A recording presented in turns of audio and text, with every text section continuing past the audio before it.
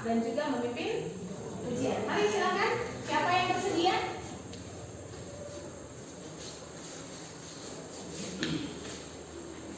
Teman-teman, sebelum kita mulai pelajaran kita, mari kita bacakan pujian. Kami dulu masih pasti dan lain-lain. 1, 2, 3. Kasih pasti lemah lembut, kasih pasti memaafkan, kasih pasti murah hati, kasih-Mu Tuhan. Ajarilah kami ini saling mengasihi, ajarilah kami ini saling mengampuni, ajarilah kami ini kasih-Mu ya Tuhan, kasih-Mu kudus tiada batasnya. Mari kita bersatu dalam doa. Kami tutup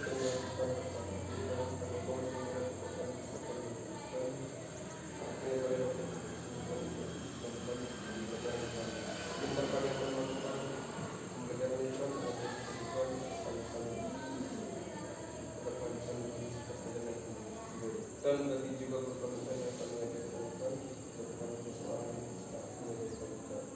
ini dalam kami berdoa ya amin.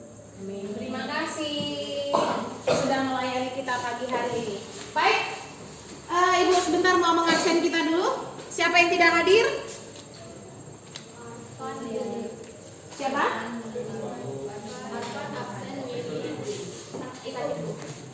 Arfan absen. Yang sakit ada suratnya, Nak? Pagi semuanya? Sudah siap untuk menerima materi pagi hari ini? Baik. Siapa yang sedang bahagia hatinya? Sudah bahagia? Sudah siap menerima materi? Baik. Sebelum Ibu mau lihat dulu kesediaan kalian dalam menerima materi Ibu pagi ini. Yang sedang bahagia atau yang sedang siap menerima materi hari ini, silahkan Ananda tempelkan stick note-nya di depan. Kalau dia boleh digambarkan mozinya, tapi saya akan berikan kalau yang sedang bahagia itu warna orange, kalau yang kurang bahagia berarti dia warna kuning. Oke, silahkan kamu ambil, silahkan boleh kamu stick note-nya, boleh kamu tulis dulu mojinya atau langsung kamu tempelkan aja di situ. Yang bahagia warna pink, yang kurang bahagia silakan tempelkan di depan. Cepat bergegas yuk.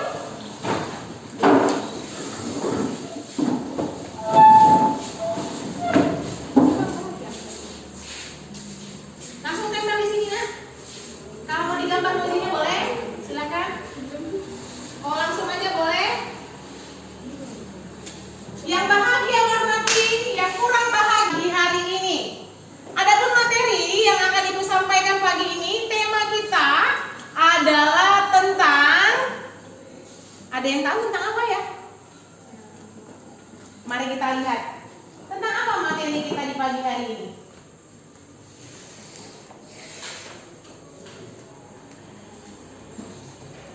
Oke, materi kita di pagi hari ini tentang aku dan sesamaku.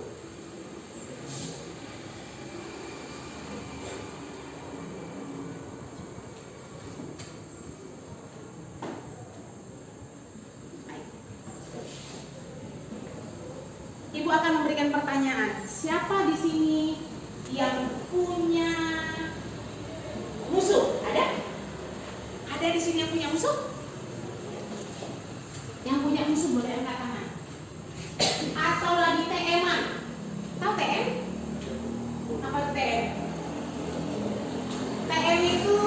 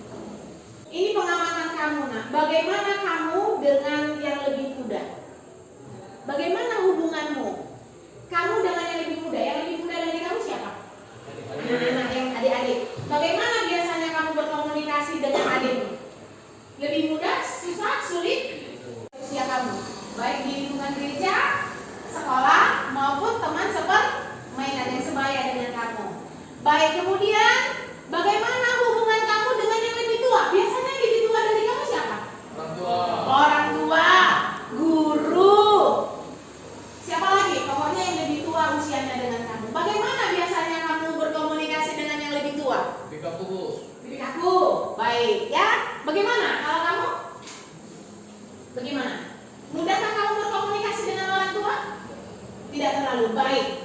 Silakan Ananda mengisi asesmen ini. Saya suka saya berubah dengan mereka yang lebih muda. Hal yang saya sukai ketika berubah dengan lebih muda, saya lebih seperti enjoy, terus lebih luasa ngomong sama mereka.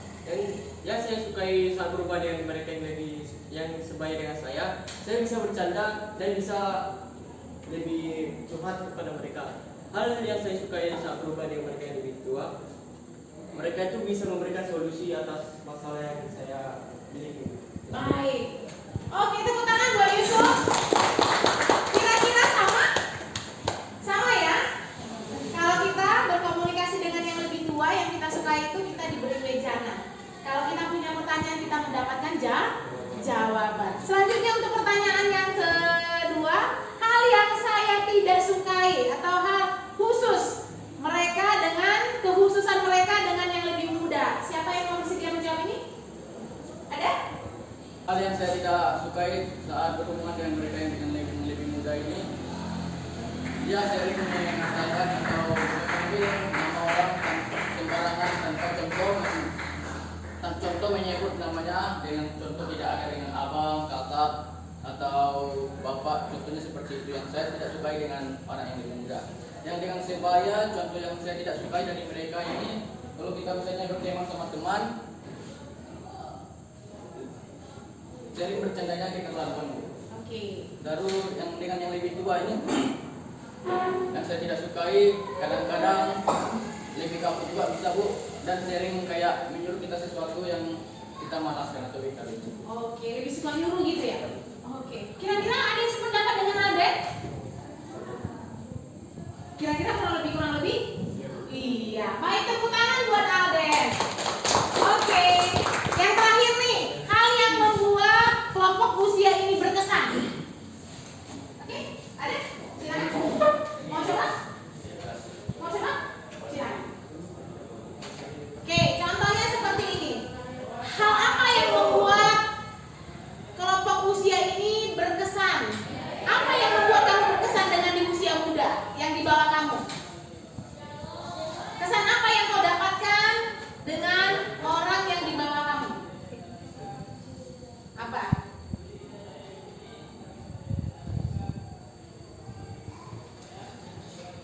Dalam kelompok muda, dari kelompok muda ini hal apa yang kesan apa yang dapat kamu lihat dari orang yang di bawah usia kamu? Nah, coba tunjukin.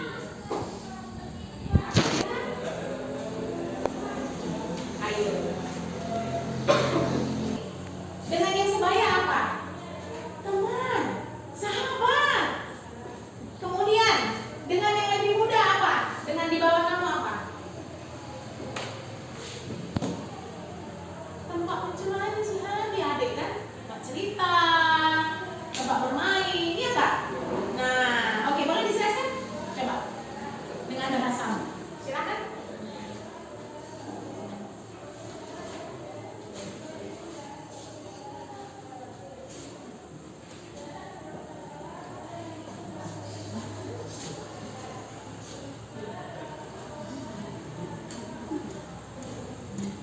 Membuat kelompok usia dengan yang lebih muda itu kita bisa mungkin bermain selamanya, dari bisa curhat pada dia. Terus yang dengan sebaya mungkin bisa kita berkawan, dengan kawan itu bisa kita menjalin kekompakan. Dengan yang lebih tua mungkin bisa kita mendapatkan perlindungan, sayang, dan lain sebagainya. Oke, dan perhatian ya. Baik, terima kasih.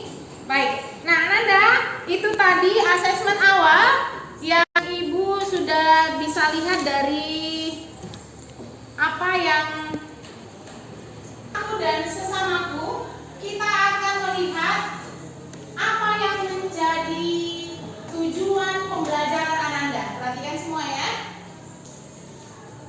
Ananda mengidentifikasi kesalahan yang dilakukan selama ini dalam menjalin interaksi dengan sesama.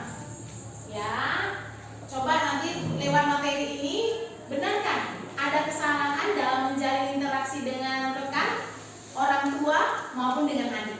Lagi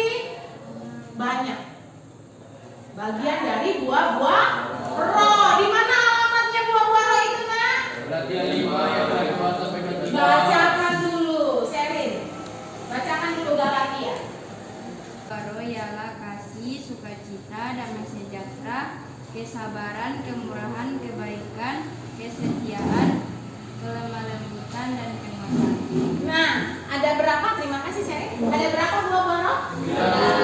9. Ketika kita sedang punya masalah, yang mau memberikan telinganya untuk mendengar cerita kita. Oke, sekarang didefinisikan tipe yang kelima ini bersahabat sebagai tingkat pertemanan yang tertinggi. Masing-masing pihak sama-sama mengakui bahwa mereka adalah teman terbaik di masa suka maupun duka. Tingkatan ini, ada tingkatan teman, ada sahabat. Siapa itu contohnya? Ada yang namanya pacar. Oke, sekarang Ananda akan saya bagi dalam 3 kelompok. 3 kelompoknya sudah diisi ya KPD-nya? Sudah? Mari silakan saya panggilkan mulai dari kelompoknya Yusuf. Menceritakan tentang kisah persahabatan Daud dan Yonatan. Mari silakan, Su. Di sini saya akan menceritakan sedikit tentang persahabatan Daud dan Yonatan. Daud ini seorang anak Isai, anak Yusuf. Ketika saudara-saudara Daud sedang berperang dengan orang Filistin, Jangan fokus. Oke. di sana ada Goliat. Jadi saudara-saudaranya dan orang Israel itu ketakutan. Tapi karena menjaga diri untuk menyelamatkan saudara-saudara yang masih hidup, jadi Daud tanpa berpikir panjang dia langsung pergi ke medan pertempuran. Dia melihat bahwa mereka masih belum bertempur. Mereka ketakutan dan dulu lihat apakah orang Filistin datang menyerang. Hati mereka, jiwa mereka berubah seperti mereka mengasihi seperti saudara sendiri. Daud ini tinggal di Bethlehem. Dia hidup dalam kemiskinan. Dia setiap harinya hanya menggembalakan kambing dan domba. Sedangkan Yonatan hidup dalam kemewahan dan kerajaan bersama Saul. Oke. Yonatan itu bapaknya seorang raja ya? Oke. Terima kasih. Tepuk tangan buat Yusuf. Itu adalah kisah persahabatan tentang Daud dan Yonatan. Di mana tadi diceritakan oleh si Yusuf jelas kalau bapaknya Yonatan namanya siapa? Saul. Tidak suka anaknya berteman dengan Daud. Jelas sekali secara tingkat sosial antara Daud dan Yonatan itu berbeda. Daud adalah seorang pengembala kambing domba. Sementara Yonatan seorang anak raja. Tetapi mereka bisa tetap bersahabat. Persahabatan yang sepertinya yang coba sering kita cari. Ya kan? Betul nggak? Ya kan? Tanpa memandang tingkat sosial dan juga berasal dari lapisan mana, ya? Saya akan menjelaskan sedikit. Apakah boleh anak SMA berpacaran? Jawaban dari kelompok kami mengatakan tidak. Alasannya yaitu karena berpacaran pada saat tingkat SMA dapat membuat pikiran hanya tertuju pada hubungan mereka dan dapat merusak masa depan jika gaya pacarannya yang berlebihan serta dia tidak berfokus pada pendidikannya dan hanya lebih mementingkan hubungannya daripada masa depannya. Mungkin alasannya yang dapat kami dengar dari kelompok. Oke, terima kasih. Baik. Saya akan cerita sedikit tentang perbedaan antara eros, dunia dan agape. Eros artinya mengasihi karena ada unsur keindahan sehingga unsur keinginan untuk mendekatinya. Dia selain memiliki unsur keindahan, ada ketertarikan pada kedua belah pihak kita. Kita menyukai orang karena orang itu juga menyukai kita. Agape yang mengandung unsur